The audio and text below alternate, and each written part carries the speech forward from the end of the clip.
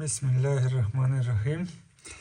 Grade 5 General Science Khyber Pakhtunkhwa Textbook Board Peshawar. Chapter number 2 Microorganisms. Nan zamanga topic the role of organisms as decomposers.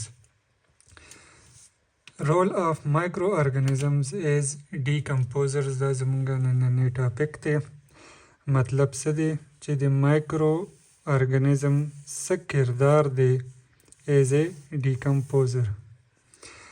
صحیح ده؟ decomposers په طور منطقي د microorganism څه رول دی څه کردار دی دا زموږ نننی ټاپک دی. راځئ چې شروع کړو. څه وی موږ ته during decomposition bacteria and fungi break the organic molecules of food and dead bodies into simple components.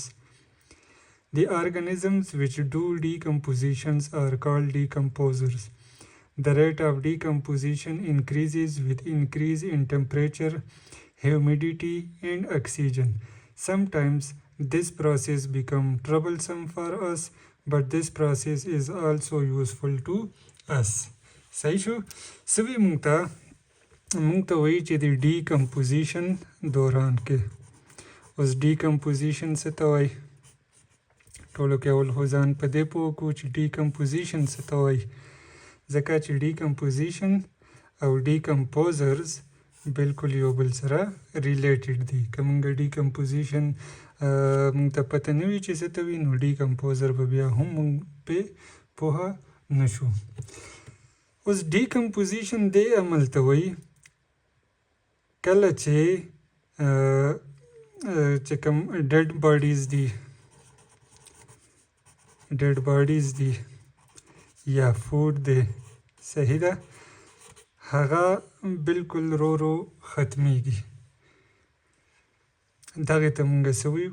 decomposition وایو. اوس decomposition دوران کې څه چل کېږي چې فنګای او بکټیریا او فنګای دا څه چل کی چې دا ارګینیک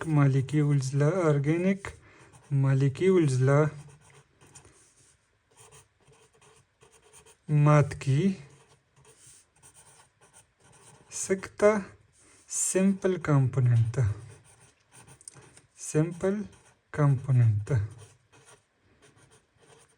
دغه ته څه وایي؟ decomposition وي. صحیح ده؟ decomposition کې څه کې موږ سره چې کوم بکټیریا یا فنګای دا ارګینیک مالیکیولز لا مات کی او بالکل سمپل کمپوننټ بدل کی. دغه ته موږ څه وایو؟ decomposition ورته موږ وایو. د ارګینیک مالیکیولز او د سره فوډ چې کوم دی هغه موږ سره ډیکمپوز کیږي او ارګینیک مالیکیول هم موږ سره ډیکمپوز کیږي. تاسو به خیال کړی چې کله یو شیز مړ شي نو هغې سره څه چل کیږي؟ هغه د لږ وخت نه بعد رو څخه کیږي، صحیح ده، او بیا هغه رو ختمیږي او یو وخت داسته راشي چې د هغې شیز نام و نشان ورک شي، هغه د ځای نه سره ختم شي، بالکل څه چلو شي؟ ډیکمپوز شي.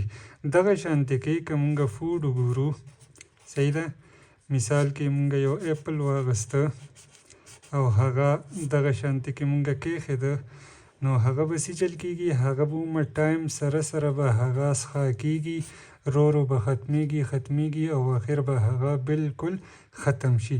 دغه عمل ته څه وي؟ دې ته decomposition وایي.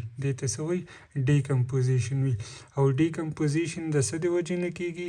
بکټیریا او فنګای د وجې نه کېږي. بکټیریا او فنګای څه چل کی چې دا دغه ارګینیک مالیکیولز او فوډ چې کوم دی د له ماتي بریک کی ولا او بالکل سمپل کمپوننټ مات کی، صحیح ده، نو هغه شیز بیا څه چلو شي؟ ډیکمپوز شي. اوس کم شیزونو د وجې نه چې ډیکمپوزیشن کیږي، ډیکمپوزیشن چې د کم شیزونو د وجې نه کیږي هغې ته مونږ څه وایو؟ هغې ته مونږ ډیکمپوزر وایو. صحیح ده؟ یعنی چې د چا د وجې ډیکمپوزیشن عمل کیږي هغه ته مونږ څه وایو؟ هغه ته مونږ ډیکمپوزر وایو. نو دې ځای کې مونږ ولوستل چې مونږ سره ډیکمپوزر کم دي؟ بیکټیریا او فنګای. نو مطلب څه شیز دی؟ بیکټیریا او فنګای دواړه څه شیز دي؟ مایکرو ارګانیزمز دي. مایکرو ارګانیزمز دا مونږ سره څه شیز دي؟ دا مونږ سره ډیکمپوزرز دي. صحیح ده؟ نو ډیکمپوزرز مونږ سره څه وي؟ ډیکمپوزرز مونږ سره مایکرو ارګانیزمز دي لکه بیکټیریا شلله او فنګای شوله. دا څه دي؟ دا مونږ سره مایکرو ارګانیزمز دي او مایکرو ارګانیزم څه کی؟ هغه ډیکمپوزر دی مونږ سره د کوم دی وجې نه چې څه چل کیږي؟ ډیکمپوزیشن عمل کیږي. اوس دغه ډیکمپوزیشن عمل چې کوم دی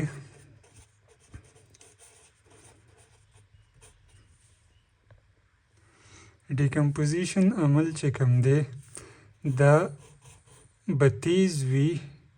دا کله تیز وي؟ کله زر کیږي ډیکمپوزیشن؟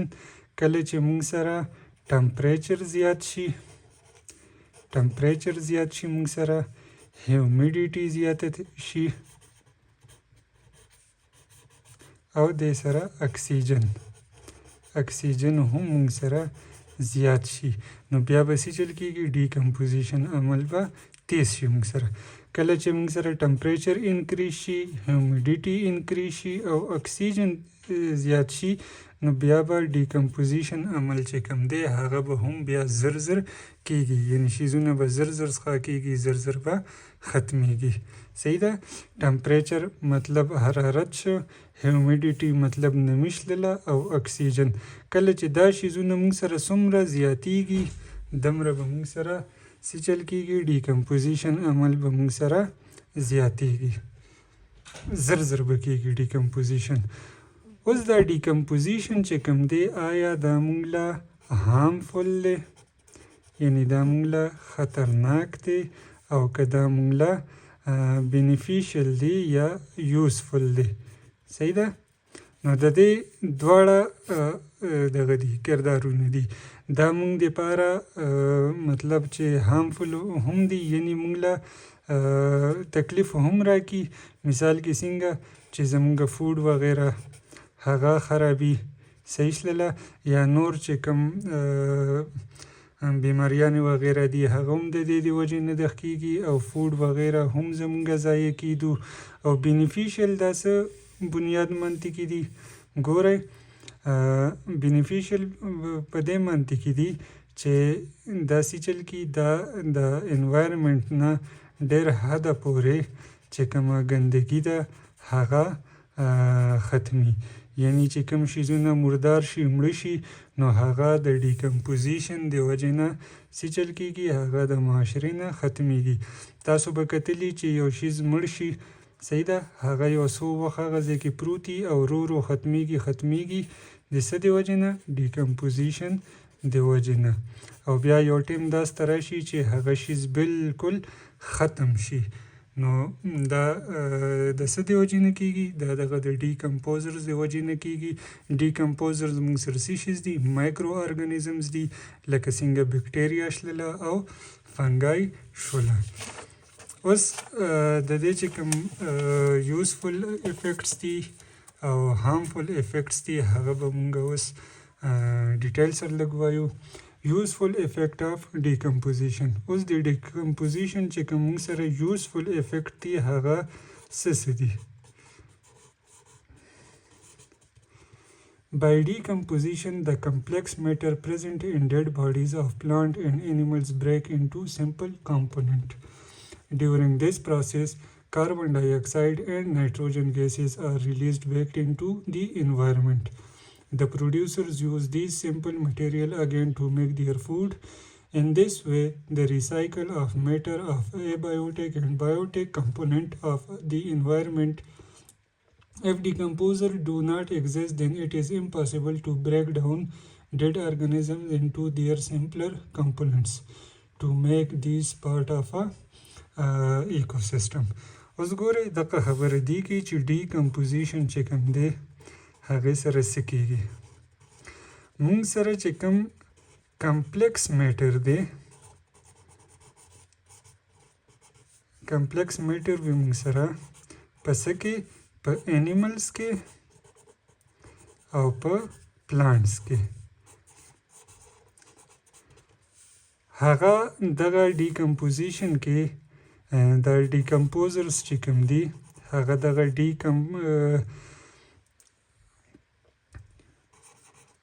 دغه کمپلیکس میټر چې کوم دی هغې له بالکل بریک ډاون کی ماتې کی او هغې له بالکل سمپل کمپوننټ ته بدل کی صحیح ده ډیکمپوزر کې سی چلو کی چې دغه کمپلیکس میټرز چې کوم دی هغې له بالکل بریک ډاون کی او دغه دوران چې کوم کاربن ډای اکساید دی او نایټروجن کوم ګیسونه دي هغه ریلیز شي واپس څه ځای ته انوایرمنټ ته هغه واپس ریلیز شي اوس دغه شیزونه چې کوم دي دا بیا څه چل کی دا چې زمونږ کوم دغه دي پروډیوسرز دي هغه کوم شیزونه چې دغه د ډیکمپوزیشن دوران ریلیز کیږي هغه زمونږ پروډیوسرز چې کوم دي زمونږ په انوایرمنټ کې هغه استعمالي او هغه بیا سیجل کی ځان له خوراک ته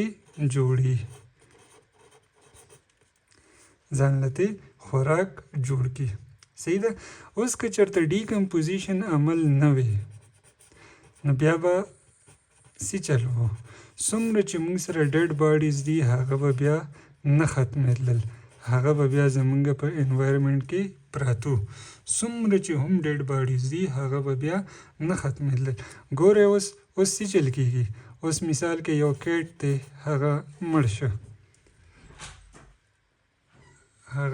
مړ شي نو لږ وخت نه بعد مونږ ګورو هغه ډیکمپوزیشن د وجې نه څه چلو شي بالکل زمونږ د انوایرمنټ نه ختم شي یو څو وخت هغه پروتي رو څښا کېږي او اخر ته بالکل ختم شي اوس که چېرته ډیکمپوزیشن عمل نه کېده نو دغه کیټ به بیا ټول عمر به دغه شانته کې پروت و صحیح ده نو هغې سره به څه چل کېده زمونږ انوایرمنټ به د ډیډ باډیز نه ډک شوی او ډیر زیات پلوشن وغیره چې کوم دی هغه به جوړ شوی او زمونږ د انوایرمنټ چې کوم نظام دی نو هغه به ډیر زیات ډسټرب کېده صحیح ده بیا دې سره چې کوم دغه دی هارمفul افیکټ دی اوس ډیکمپوزیشن د وجې نه هارمفul افیکټس کم دغه کېږي Harmful effects دا دي چې micro organism damage food and wood by the process of decomposition. Because of them milk is spoiled, bread gets mold, fruit and vegetable are compost.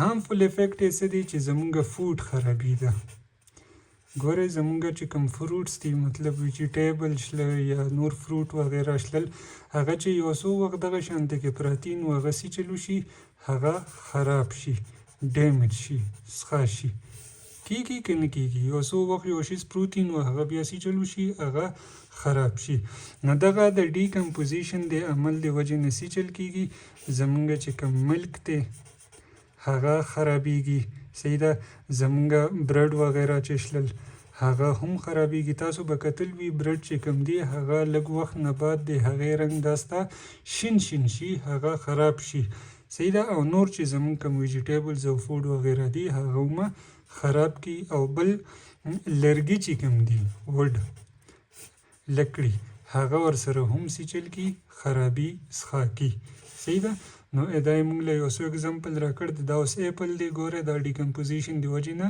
خراب شوی دی دا برډ دی نو دا یې هم داسې خراب کړی دی او دغه شانتې کې دا لرګي هم خراب کړي دي اوس چې څومره مایکرو ارګانیزمز دي هغه مونږ شاته لوستي وو چې د دې وجې نه څه چل کېږي مونږ ته مختلف قسمه بیماریانې لګي بیماریانې څه ته لګي انیملز ته هم بیماریانې کاز کېږي او پلانټس هم خرابي هغو ته هم بیماریانې پیدا کېږي اوس کم مایکرو ارګانیزمز چې بیماریانې پیلاوي د چا د کوم مایکرو ارګانیزمز د وجې نه چې بیماریانې جوړیږي دغه مایکرو ارګانیزمز ته مونږ څه ویو دې ته مونږ ویو پیتوجنز څه ویو دې ته مونږ ویو پیتوجنز ورته وایو او کومې بیماریانې چې د دې د وجې نه دغه کیږي پیلاویږي هغې ته مونږ څه وایو هغې ته مونږ وایو انفیکشن صحیح ده مایکرو ارګانیزمز یعنی پیتوجن د وجې نه چې کومې بیماریانې دغه کیږي هغې ته مونږ څه وایو انفیکشن ورته وایو یا ورته انفیکشیس ډیزیز وایو اوکې بیماریانې د مایکرو ارګانیزمز د وجې نه هم پیلاویږي بیماریانې چاته پیلاویږي انیملز ته هم پیلاویږي او پلانټس ته هم پیلاویږي اوس کوم مایکرو ارګانیزمز د وجې نه چې ډیزیزز جوړیږي پیلاویږي هغه مایکرو ارګانیزمز ته مونږ څه وایو پیتوجنز ورته وایو او پیتوجنز د وجې نه چې کوم بیماریانې کاز شي هغې ته مونږ انفیکشن وایو یا انفیکشن ډیزیز ورته وایو او دا انفیکشس ډیزیز چې کوم دي که نه دا سپریډ کیږي هم ډېر تیز یو ارګانیزمز نه بل ارګانیزمز ته دغه بیماري پیلاویږي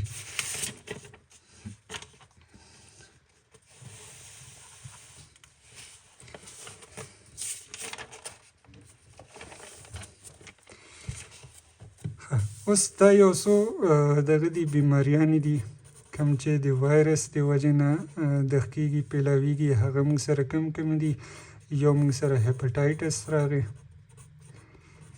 فلو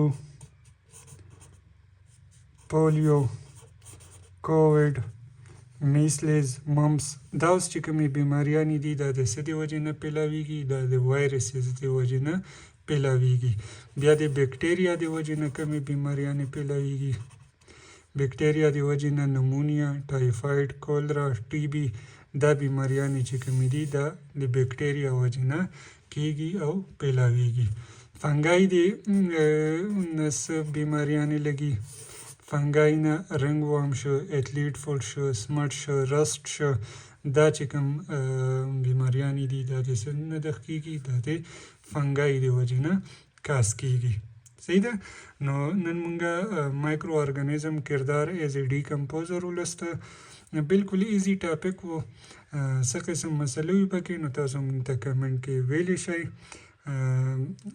چینل سبسکرایب کړئ ویډیو لایک کړئ او خپلو ملګرو سره یې شیر کړئ تھینک یو